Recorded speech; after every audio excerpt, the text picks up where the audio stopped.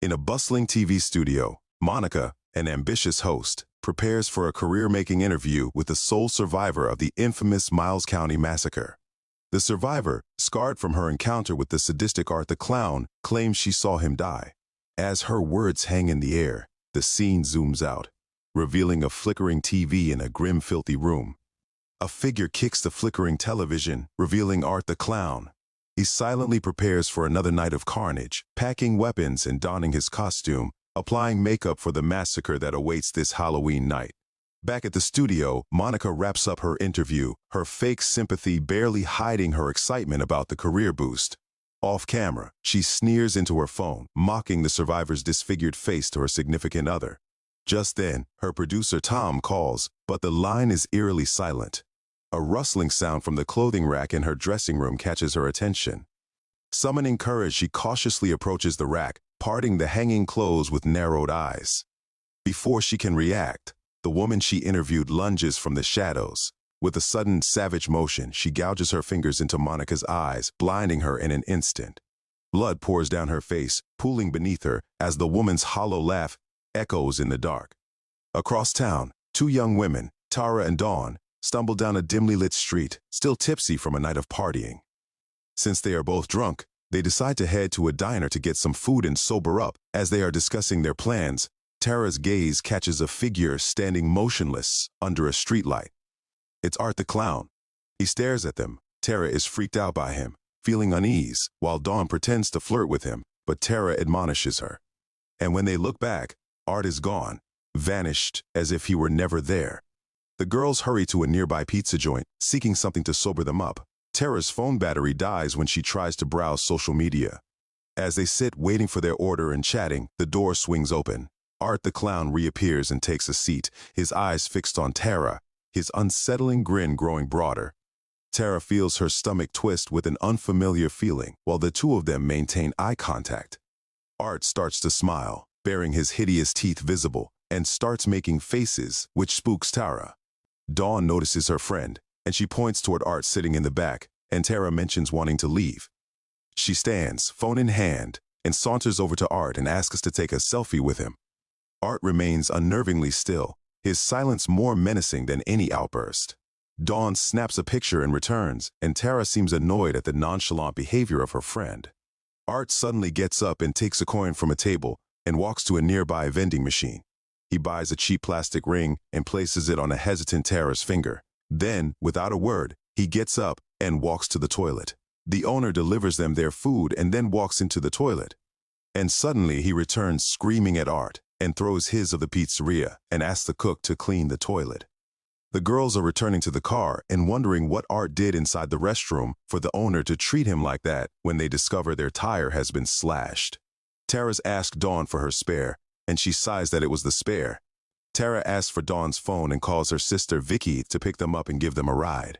Vicky is studying for her exams and is initially reluctant but eventually agrees. Tara and Dawn chat in the car, and Tara wonders if it was Art that slashed her car's tire, but Dawn dismisses it. Back at the pizza shop, the cook is cleaning the mess Art left behind in the restroom, which turns out to be his feces and urine that he smeared on the wall. He calls for his manager but hears complete silence. He goes out to look for him, but what he finds is much worse than he could have imagined. His manager's severed head sits on the counter, eyes and nose removed, stuffed with candles.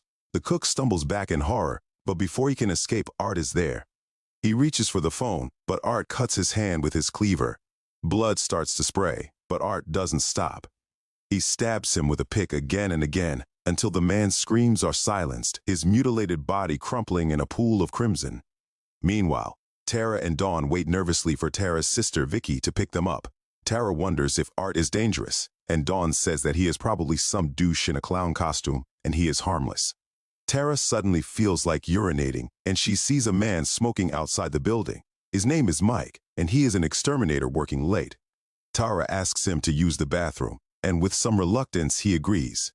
But the building feels wrong. Its dark corridors and rat-infested walls seem alive with hidden horrors.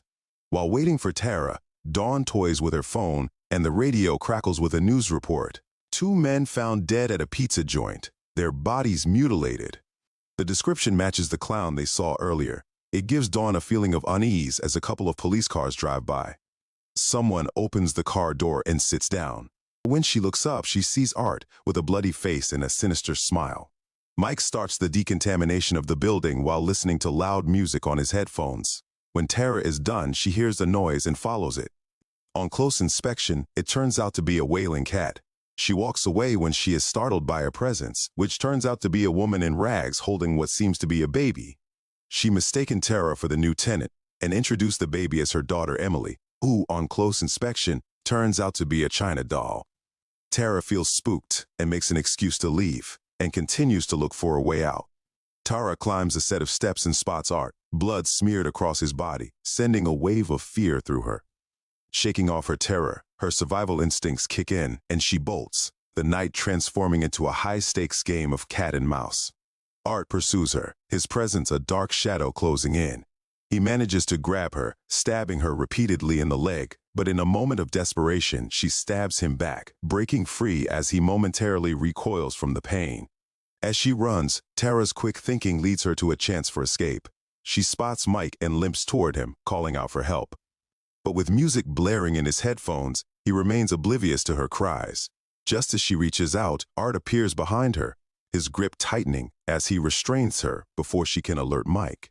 She wakes up gagged and tied to a chair while Art toys with her with a chainsaw before pulling the curtains in the back, revealing Dawn, who is gagged and suspended upside down and naked aside for a pair of pants. Art rips her pants off and starts sawing Dawn in half with a rusty hacksaw, his eyes gleaming with sadistic pleasure, making sure Tara watches.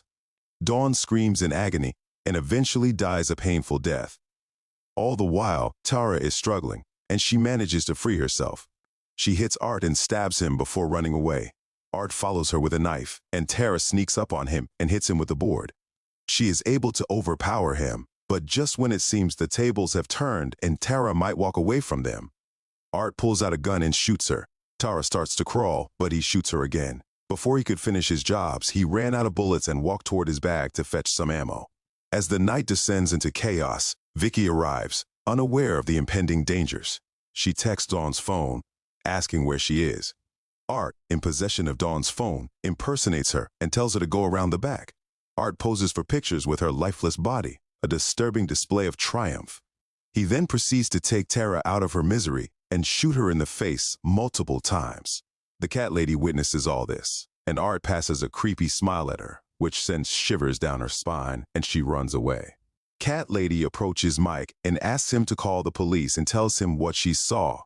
Mike thinks she is crazy and pushes her away. Mike calls his partner Will, but Art sneaks up on him and subdues him by hitting his head with a hammer. He then proceeded to crush his phone while Will was on the call. Cat lady returns to see that her baby is missing. She looks for her baby and sees Art rocking her in the hallway. Cat lady reasons with him and gives him a motherly hug, and they embrace. Mike's partner arrives at the scene after failing to reach him. Meanwhile, Vicky calls Dawn's phone, her heart racing as she hears it ring. Following the sound, she stumbles upon Dawn's mutilated corpse, a horrifying sight that shocks her to her core.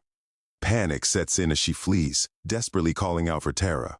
Amid the chaos, Vicky hears a scream and enters a dark basement in search of her friend, only to come face to face with a deranged woman who has been scalped and mutilated. Just then, Art leaps into action, wearing the woman's scalp and skin, and begins to chase Vicky as she frantically tries to escape. Vicky manages to hide in a metal wardrobe, her breath quickening as Art scans the room. He spots her, but is momentarily distracted by the sound of Will in another room. Seizing the opportunity, Art attacks Will. Vicky catches sight of Art as he rides a tricycle around what seems to be the building's only escape route.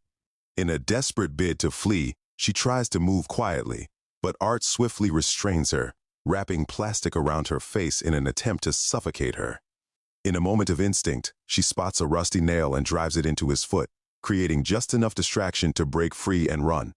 Meanwhile, Mike stirs awake, only to hear Vicky scream as she discovers Tara's corpse, ominously marked with a sign that reads, "Circus." Art lunges at Vicky with a makeshift weapon, but Mike catches him off guard and incapacitates him. He quickly leads Vicky to safety and contacts law enforcement. However, Art retaliates brutally, striking Mike with a gasoline tank and crushing his skull. As he begins to strangle Vicky, she fights back fiercely, stabbing him in the eye. With sheer determination, she breaks free and escapes the building. The police arrive just in time to witness Art drive a truck through the shed, colliding with Vicky. Inside the building, the scene resembles a charnel house of horrors. Ever the performer, Art stages his final act with a gruesome flourish. But as the officers close in on him, he pulls out a gun and shoots himself in the head, his wicked grin forever frozen in death. To their astonishment, the officers discover that Vicky has miraculously survived the night. All the corpses, including Art's, are brought into the coroner's office. In the cold silence of the morgue, the coroner unzips Art's body bag, revealing the clown's lifeless face. As he leans in, the lights flicker violently. Suddenly, Art's eyes snap open. The coroner barely has time to react before Art lunges, his cold hands tightening around the doctor's throat. The coroner struggles, gasping for air, but with a sickening snap, Art crushes his windpipe, plunging the room back into a chilling silence. A year later, the scarred woman from the interview is unveiled as Vicky, the sole survivor of Art's massacre, and with that story conclude. If you enjoyed this video, please like, share, and subscribe for more. Don't forget to hit the bell icon to stay updated.